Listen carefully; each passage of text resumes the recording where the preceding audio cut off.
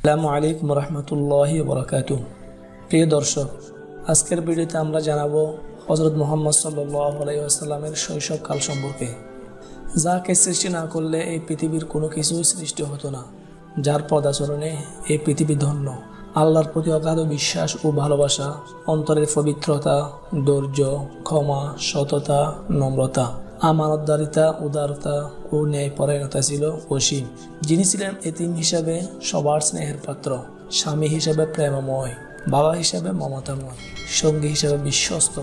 যিনি ছিলেন সফল ব্যবসায়ী, দূরদর্শী সমাজ সংস্কারক, ন্যায় বিচারক, মহৎ রাজনীতিবিদ এবং সফল রাষ্ট্রনায়ক। তিনি এমন সময় পৃথিবীর বুকে আবির্ভূত হয়েছেন যখন আরবের সামাজিক, রাজনৈতিক, অর্থনৈতিক ও ধর্মীয় অবস্থা অধঃপতনের চরম সীমানায় নেমে গিয়েছিল।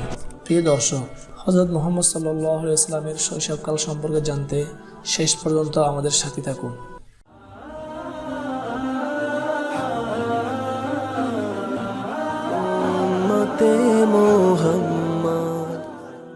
570 খ্রিস্টাব্দে 12 রবিউল আউয়াল সোমবার আরবের মক্কা নগরীতে সম্ভ্রান্ত কুরাইশ বংশে বিবি আমিনার গর্ভে জন্মগ্রহণ করেন শিশু মুহাম্মদ। নবী করিম সাল্লাল্লাহু আলাইহি ওয়াসাল্লাম জন্মের আগে এমন কিছু ঘটনা প্রকাশ পেয়েছিল যা দ্বারা বিশ্ববাসী বুঝতে পারছিল যে পৃথিবীতে এমন এক মহামানবের আবির্ভাব হতে যাচ্ছে, যিনি হবেন অনুপম চরিত্রের অধিকারী ও আদর দিশারি। যেমন মা আমিনা রাদিয়াল্লাহু তাআলা আনহা বলেছেন, যখন তিনি জন্মগ্রহণ করেন তখন দেহ থেকে একটি আলো বের হলো। সেই আলোয় শাম দেশের মহল উজ্জ্বল হয়ে উঠল। জন্মের 5 মাস পূর্বে পিতা আব্দুল্লাহ ইন্তেকাল করেন। জন্মের পর দাদা আব্দুল মুত্তালিব তার নাম রাখেন মুহাম্মদ, অর্থাৎ প্রশংসিত, এবং মা আমিনার স্বপ্নযোগে প্রাপ্ত নাম রাখেন আহমদ, অর্থাৎ চরম প্রশংসাকারী। এই দুটি নামে পবিত্র কোরআনে লিপিবদ্ধ আছে।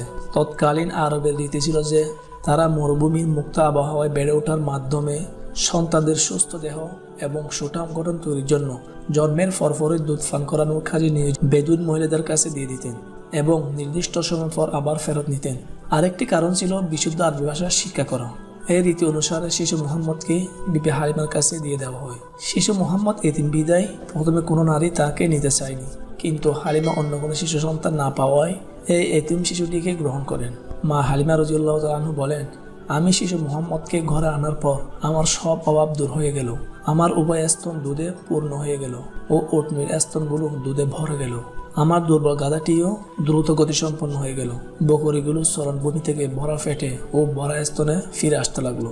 এভাবে শিশু মুহাম্মদ সাল্লাল্লাহু আলাইহি ওয়াসাল্লামের মহিমা এক এক করে প্রকাশ হতে থাকলো। এই সময় বিবি হালিমার আরেকটি পুত্র সন্তান ছিল, যার দুধ পানের সময় তখন শেষ হয়নি। হযরত মুহাম্মদ সাল্লাল্লাহু আলাইহি ওয়াসাল্লামের শৈশবের একটি ঘটনা অত্যন্ত বিস্ময়কর এবং মানবতার জন্য শিক্ষণীয়। বিবি হালিমা বর্ণনা করেন, শিশু মুহাম্মদ কেবল আমার ডান স্তনের দুধ পান করতেন।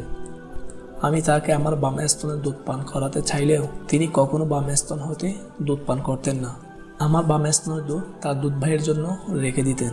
ইনসাফ ও সাম্যের মহান আদর্শ তিনি শিশুকালেই দেখিয়ে দিয়েছেন।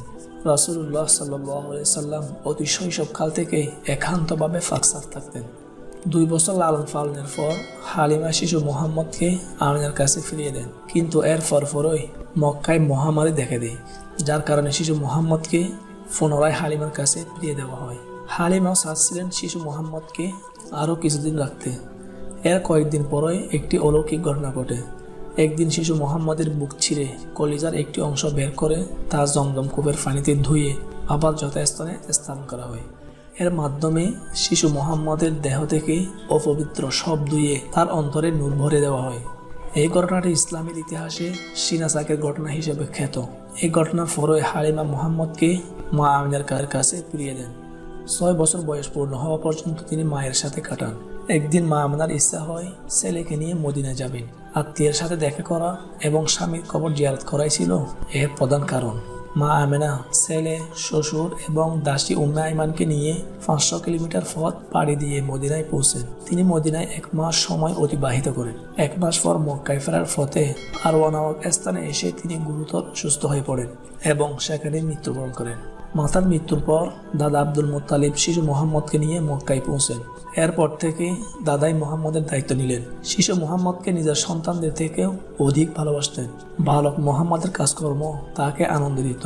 মুহাম্মদের বয়স যখন 8 বছর 2 মাস 10 দিন, তখন তার দাদাও ইন্তেকাল করেন। মৃত্যুর আগে তিনি তার পুত্র আবু তালিবকে মুহাম্মদের দায়িত্ব দিয়ে যান। দাদার মৃত্যুর পর চাচা আবু তালিবের দায়িত্বে বড় হতে থাকেন শিশু মুহাম্মদ। চাচা আবু তালিব তাকে অসম্ভব আদর করতেন এবং শিশু মুহাম্মদও চাচাকে বিভিন্ন কাজে সহযোগিতা করতেন। যেমন তিনি অন্যান্য বালকদের মতোই মাঠে আবু তালিবের ছাগল চড়াতেন, কিন্তু এই সময় থেকেই তাকে চিন্তাশীল মনে হতো। চাচা আবু তালিব ব্যবসায়ী ছিলেন এবং আরবের নিয়ম অনুযায়ী বছরে একবার সিরিয়া সফর যেতেন। মুহাম্মদের বয়স যখন 12 বছর, তখন তিনি চাচার সাথে সিরিয়া যাওয়ার জন্য বায়না ধরলেন। প্রগাঢ় মমতার কারণে আবু তালিব আর নিষেধ করতে পারলেন না। যাত্রাপথে বসরা পৌঁছার পর কাফেলা সহ আবু তালিব তাঁবু ফেললেন। শহরটিতে জারিস নামে এক ইহুদি পাদ্রী ছিলেন, যিনি বহিরা নামে অধিক পরিচিত ছিলেন। তিনি তার গির্জা হতে বাইরে এসে কাফেলার মুসাফিরদের মেহমানদারি করেন। এই সময় তিনি বালক মুহাম্মদকে দেখে শেষ নবী হিসেবে চিহ্নিত করেন, কারণ তিনি তার অন্তর্দৃষ্টি দিয়ে লক্ষ্য করেন যে সব গাছপালা পাথর এই বালকটিকে সেজদা করছে। এই তো সেই সাইদুল মুরসালিন, অতীতের সমস্ত নবী যার আগমন সম্পর্কে ভবিষ্যৎবাণী করে গেছেন। তিনি শিশু মুহাম্মদকে সিরিয়া নিয়ে যেতে নিষেধ করেন, কারণ সেখানে ইহুদিরা তার ক্ষতি করতে পারে। পাদ্রী কথা শুনে মুহাম্মদকে মক্কায় পাঠিয়ে দেয়। শৈশব থেকেই রাসূলুল্লাহ সাল্লাল্লাহু আলাইহি ওয়াসাল্লাম ছিলেন পরম সত্যবাদী। তিনি কখনো সত্য থেকে বিচ্যুতি হননি। তিনি ছিলেন সবার চেয়ে অধিক ব্যক্তিত্ব সম্পন্ন, উত্তম চরিত্রের অধিকারী, সবার প্রিয় ও সম্মানিত প্রতিবেশী, পরম সত্যবাদী, সর্বাধিক পবিত্র ও পরিচ্ছন্ন হৃদয়ের অধিকারী। প্রিয় দর্শক, আজকের আলোচনা এই পর্যন্ত। আপনি যদি নতুন দর্শক হন, চ্যানেলটি সাবস্ক্রাইব করুন এবং লাইক, কমেন্ট এন্ড শেয়ার করুন।